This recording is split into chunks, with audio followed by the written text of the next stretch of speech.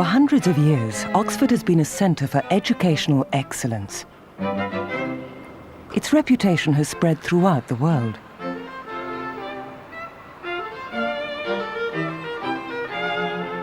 The many college buildings which make up the university preserve the traditional appearance of the city.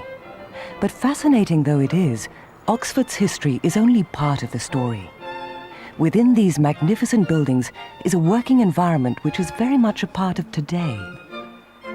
That mix of old and new applies equally to the organisation which occupies this imposing neoclassical building. A part of the university since 1585, Oxford University Press is the largest university press and English language teaching publisher in the world. Our tradition of excellence is matched by a commitment to all that is best in new ideas, new approaches and new technology.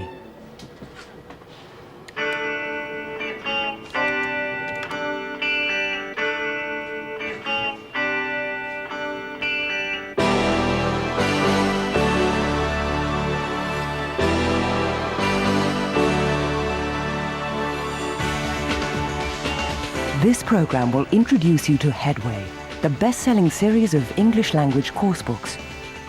It too combines the very best of traditional teaching methods with approaches and techniques based on recent developments in English language teaching. Headway has made a huge contribution to English language teaching, as more and more people have recognized the need to learn English. We started writing in the 1980s, which were times of great change in language teaching. A lot of people were trying to take our profession down very new avenues. We were interested in those. We didn't want to throw out the baby with the bathwater. We didn't want to throw out what we thought were tried and tested language teaching approaches.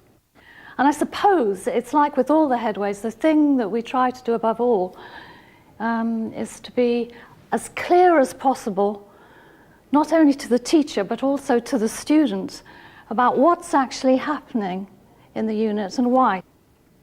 We place a lot of importance on grammar, of students understanding the grammar, of students practicing the grammar, and of the teacher or the course book explaining the grammar, because grammar is the big enabling tool. It's what enables students to generate language for themselves. From more traditional approaches, we also wanted the course book to be a reference book which students could go to refer to after the lesson to get information about the language. We wanted also to integrate all the elements that had come into our profession from the so-called communicative approach, and this had wide-reaching effects on both the way a book looked and the elements that were in that book. The design is very important, and we try with our teachers' hats on to be very involved with the team of excellent designers in producing the books. Course books are now so much more colourful and beautiful, and that's great, but you've got to be careful that you don't get carried away with that you lose sight of the actual language practice activities that are going on beneath that.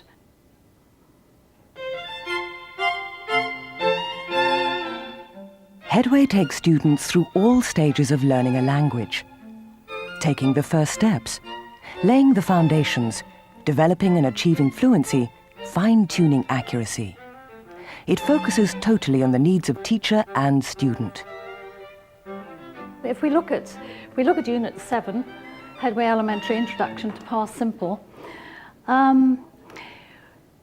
it's called Then and Now to get across the idea of past. The introduction to the past simple begins with something that the students already know. So it begins, in fact, with the present tense. So we look at the tale of Ellen Peel, who's over 90 years old and lives in a village.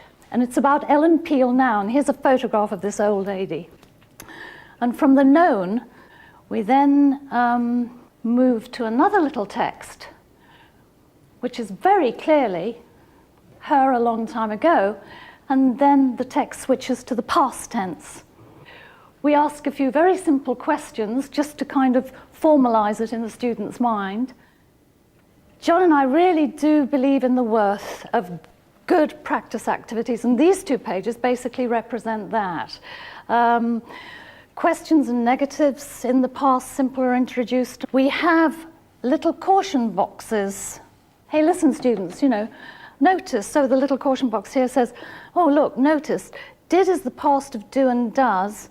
We use did to form the question about the past, and it compares where do you work now in the present with where did you work in the past. We've carefully staged the practice activities, and we move to a point where we introduce some very, very common irregular verbs. The practice activities are very varied, but very clearly focused. The grammar focus is very, very clear, but within that we try to make it as interesting but doable as possible. This here is a personalized activity. They've practiced the past simple in many ways, and now in pairs we're suggesting that they talk to each other about things that they last did. Fine, that's practicing the past simple tense, the main grammatical aim of the unit. Okay, but as a teacher, by the time you've done that kind of thing, you're desperate for a kind of different kind of activity to do with your students. So we've adapted a piece about the life of Charles Dickens, choosing Charles Dickens because he's obviously well known. And when we've tried this with classes, they've been really very well motivated and thrilled to bits to feel that they have been able to understand a short piece about the life of Charles Dickens. It gives them a terrific feeling of satisfaction. We build in and around the text lots of activities. Every Headway unit has a specific section on vocabulary, and often vocabulary and pronunciation together. This particular unit has a little something about silent letters, the big problem of spelling and sound and how they don't really go together in the English language. We systematically and gently, little by tiny little, introduce the students to the phonetic alphabet, because it helps enormously when you're studying a non-phonetic language like English to actually have a knowledge of the phonetic alphabet. Every unit of the first 3 headways ends with a section called Everyday English. This particular Everyday English is dealing with special occasions. So it goes Thursday, birthday, Monday, wedding day, Christmas day, yesterday, New Year's Day. And they go through and pick out which are the more special days, matching them with the photographs.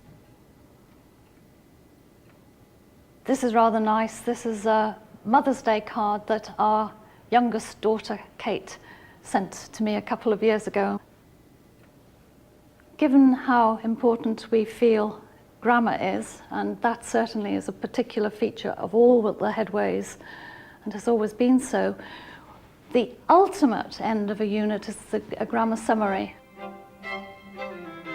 All the material is tried out in the classroom by John and Liz Saws and by other teachers. Headway works in the classroom, and English language teachers everywhere have confidence in it. Students love them because they're so clear. It's very well laid out. At the front of the book, it's very clear as to which unit contains what kind of grammar.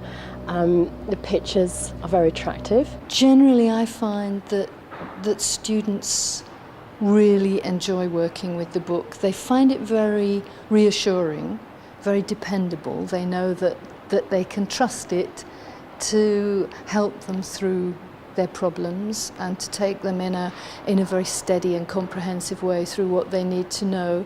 And they also enjoy it. It's a very nice introduction to English life, to English humour, to the particular idiosyncrasies of everyday life in the UK. It's very teacher-friendly. Demand it, and it's very learner-friendly as well. It's well designed for teachers. It's obviously been written by teachers for teachers. Everything works. It's been tried and tested. The stages of the lessons are planned very well. They all fit into a nice time slot, and it's very progressive. You can actually see progress being made.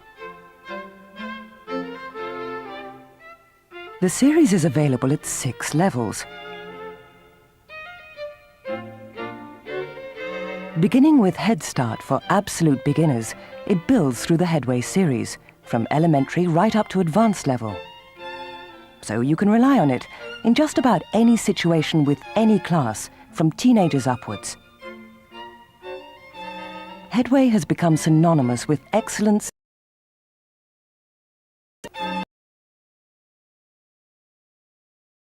level. We have Head Start, which presents new language in measured amounts and in a logical order, and has a clearly defined grammatical syllabus. It contains many highly controlled practice activities, which give beginners the confidence they need to progress.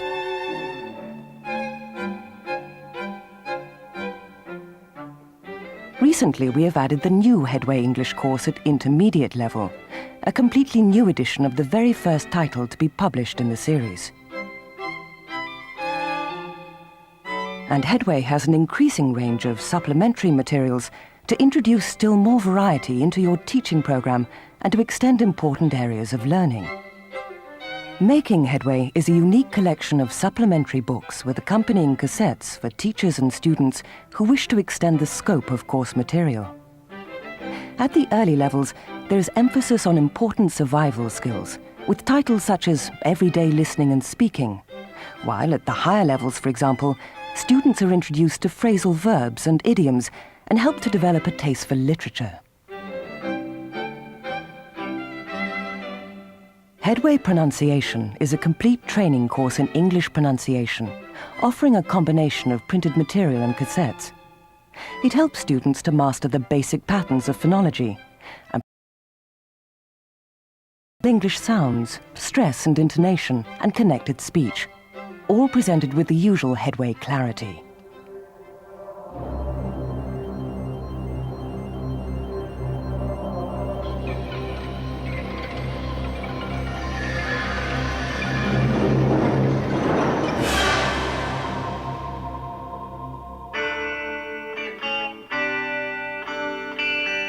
Video has become increasingly popular as a teaching medium and can be an extremely effective means of reinforcing language and providing variety in the classroom. Headway videos are made up of a number of short sequences, a mixture of factual reports and drama sequences. They're available for use with elementary, pre-intermediate and intermediate levels. In a moment we'll show you a short sequence, and at the end of this introduction you'll find a full extract. Accompanying each level of video is a full-color illustrated activity book for students. Every unit is divided into 3 sections. First, the student is prepared for the video. Second, after watching it, it's exploited scene by scene and comprehension checked. And finally, the activity book offers optional exercises. It also contains a complete transcript of the video. For teachers, there is a useful accompanying video guide which, as well as teaching notes and suggestions for further activities, contains cultural information and answers to exercises.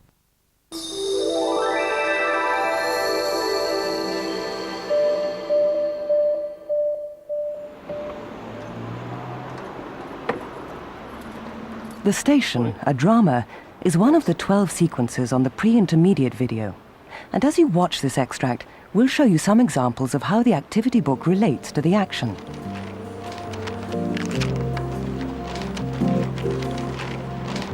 Dear David, how are you? I'm sorry it's so long since I wrote to you, but I've been really busy looking for work. And at last, I've got a job. A magazine called In Viaggio is sending me to Britain in January to take photos for an article on Cornwall. Can I visit you in Bath on my way there? The next train to arrive at platform 2 will be the 13:57 intercity service to London Paddington. Calling at Chippenham, Swindon, Reading and London Paddington. Excuse me, First class can you tell me which accommodation platform is the front of 145 train. from London comes in at? Platform 1, this platform. Is it running on time? I think so. The arrivals information is on the screen up there. Oh, thanks.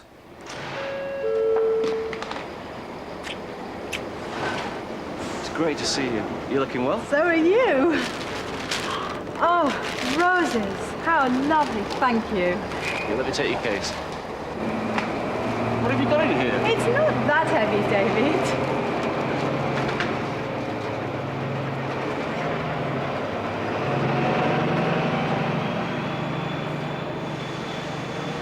How was the journey? Not bad. I'm a bit tired. We have now introduced you to all the elements of the Headway series and hope you agree that they add up to an English language teaching resource that will meet all your needs.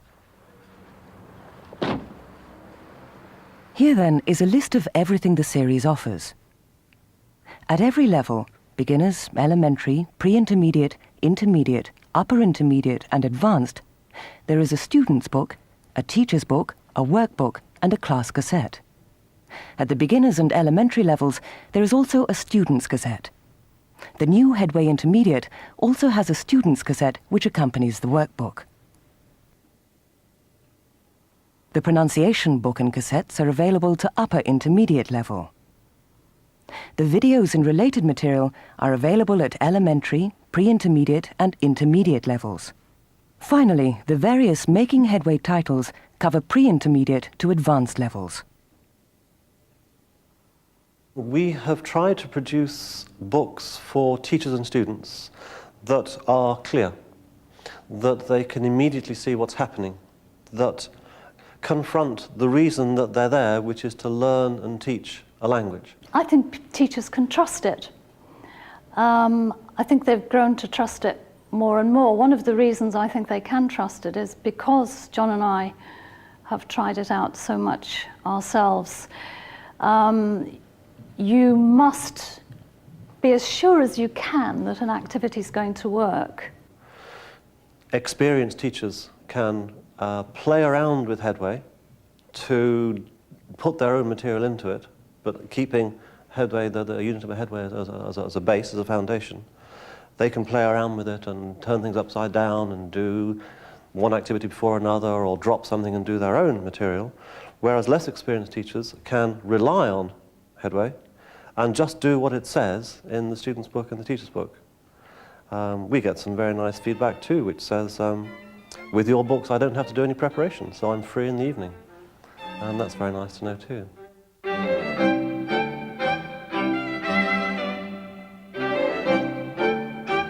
We believe Headway is the most comprehensive English language teaching course in the world. It continues to earn unrivaled popularity with teachers, many of whom judge it to be the English language teaching series. So it's with some of them that we'll leave the last word. Pronunciation practice is valuable and great fun. Headway offers such a wide variety of material to delve into. Students enjoyed learning with it as much as I enjoyed teaching with it. Highly recommended. It's easy to use, you can pick up and go with it, you can trust the teacher's book, the answers are there, they're right.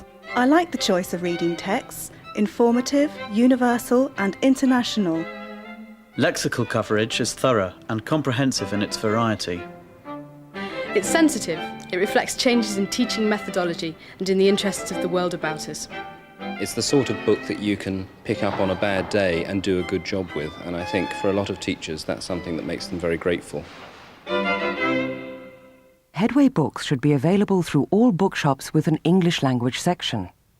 If you'd like to learn more about the Headway series, please contact your nearest branch of Oxford University Press. Further details can also be supplied by writing to ELT Promotions, Oxford University Press, Walton Street, Oxford, OX2 6DP.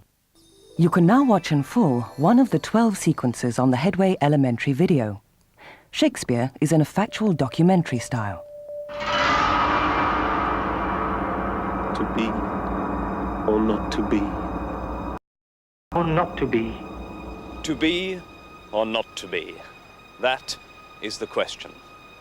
Those words come from Hamlet, a play that William Shakespeare wrote in 1603.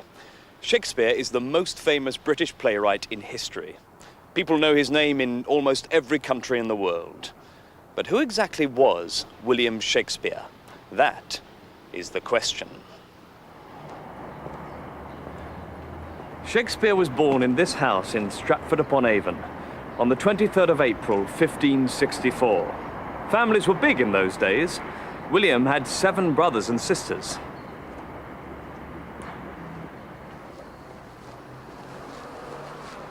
But his parents weren't poor. His father, John Shakespeare, was a successful businessman who bought and sold leather and wool. His mother was the daughter of a rich farmer. Young William went to school here. William sat at a desk like this. He learnt Latin and studied the literature of ancient Rome.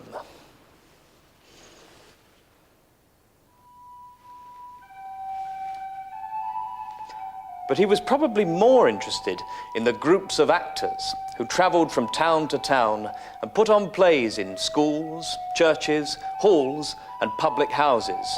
These plays were very popular, and William probably went to see them after school.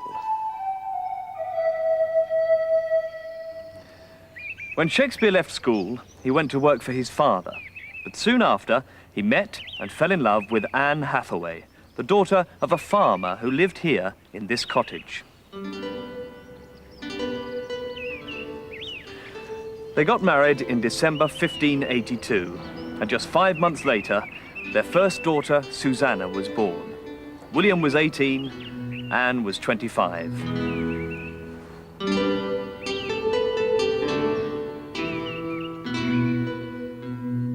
What did Shakespeare do for the next 10 years?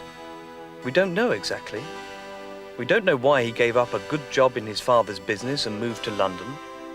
We don't know exactly when or why. All we know is that in 1592 he wrote his first play. After that, his plays became popular very quickly, and he made a lot of money.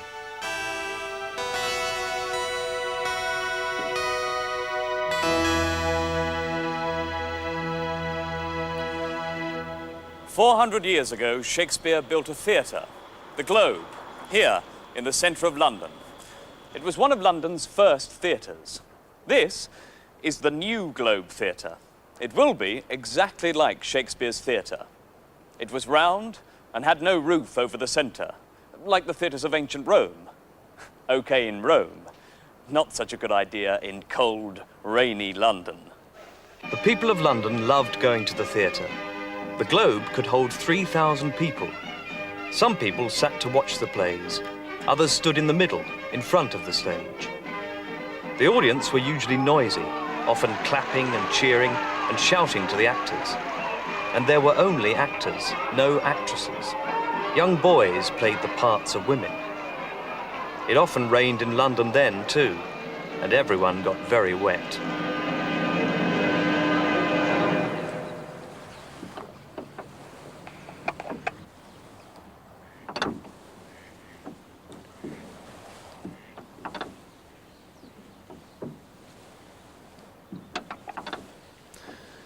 In 1610, after about 25 years in London, Shakespeare came back here to Stratford.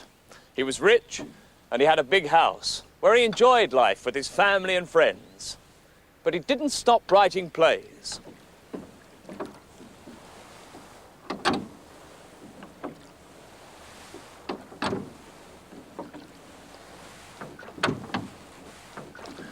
What can people in Stratford tell us about Shakespeare? I can tell you that he was born on April 23rd, 1565. I'm unsure about the last date. And he died on the same day. I know he was English. He was born in Stratford-upon-Avon. This is his house right here. He wrote a lot of plays. Can you name any of the plays that Shakespeare wrote? Hamlet. As You Like It, Romeo and Juliet. Macbeth, Midsummer's Night Dream. Hamlet, Macbeth, Coriolanus. Do you know the name of his wife, other than Mrs. Shakespeare? No. No? No, I'll take a guess. Guinevere? Nearly. Anne Hathaway. Can you remember any famous lines that Shakespeare wrote? No. To be or not to be? To be or not to be. All the world's. Stage. There are 3 theatres in Stratford where you can see one of Shakespeare's plays almost every night of the year. This is the Swan Theatre, which is like a theatre from Shakespeare's day. What kind of plays did William Shakespeare write? Well, he wrote 39 plays. Some of them are comedies, for example, A Midsummer Night's Dream and A Comedy of Errors. They have happy endings. Well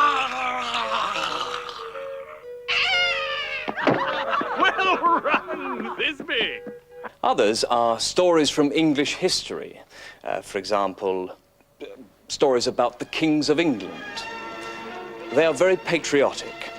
Queen Elizabeth I often went to see them. And the others are tragedies, such as Hamlet and Macbeth. These are sad, dark stories of murder and revenge. My lord, it comes. Angels and ministers of grace, defend us. I am thy father's spirit. All of his plays are translated into many different languages and are famous all over the world. Shakespeare died on his 52nd birthday in 1616. He is buried here in Holy Trinity Church, Stratford. But the characters in his plays are still with us today.